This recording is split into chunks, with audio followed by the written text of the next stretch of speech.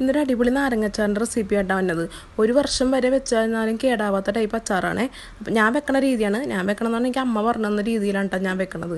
അപ്പോൾ നിങ്ങളൊന്ന് ട്രൈ ചെയ്ത് നോക്കുക. അപ്പോൾ നമുക്ക് ചട്ടി വെച്ചിട്ടേ നല്ലെണ്ണ ഒഴിച്ചെടുക്കാം. ഞാൻ നല്ലെണ്ണയാണ് ഉപയോഗിക്കുന്നത്.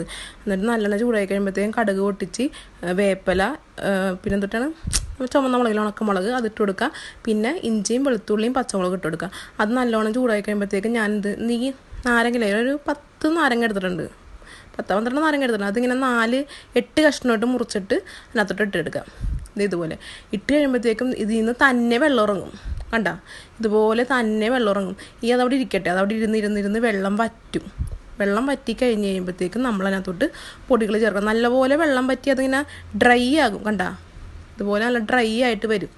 കണ്ട, ആ ഒരു കളർ ചേഞ്ചൊക്കെ ഉണ്ടാകും. നല്ല മഞ്ഞേന്നൊരു ലൈറ്റ് ഷെയ്ഡ് വരും.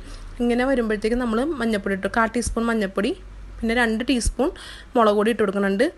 അതിൻ്റെ കൂടെ തന്നെ ഉലുവാപ്പൊടി ഇട്ട് കൊടുക്കുന്നുണ്ട്, കായപ്പൊടി ഇട്ട് കൊടുക്കുന്നുണ്ട്. എരിവില്ലാത്ത മുളക് പൊടിയാണ് ഞാൻ ഉപയോഗിക്കുന്നത്. എരിവുള്ളതല്ല, എരിവില്ലാത്ത മുളക് പൊടി. നിങ്ങൾക്ക് എരിവ് വേണമെങ്കിൽ 1 ടീസ്പൂൺ കാശ്മീരിയും 1 ടീസ്പൂൺ എരിവുള്ള മുളക് പൊടി ഇട്ടോ. എന്നിട്ട് നല്ലതുപോലെ ഇളക്കുക. എന്നിട്ട് അത് നല്ലോണം ഇളകി കഴിയുമ്പോഴത്തേക്കും ഞാൻ ഇതിൽ നിന്ന് ഇച്ചിരി വിനാഗിരി ഒഴിച്ച് കൊടുക്കുന്നുണ്ട്. നാരങ്ങക്ക് പുളിയാണ്, എന്നാൽ ഇച്ചിരി വിനാഗിരി ഒഴിച്ച് കൊടുത്താലേ അച്ചാറിന് ടേസ്റ്റ് വരുള്ളൂ. എന്നിട്ട് ഒരു കഷ്ണം ശർക്കര ഇട്ട് കൊടുക്കണം. പിന്നെ ഉപ്പിട്ട് കൊടുക്കണം. അമ്മ വന്നിട്ടുണ്ട് കേട്ടോ ടേസ്റ്റ് അറിയാൻ വേണ്ടി. അമ്മ അടിപൊളിയാന്ന് പറഞ്ഞാൽ സൂപ്പറായിരിക്കും.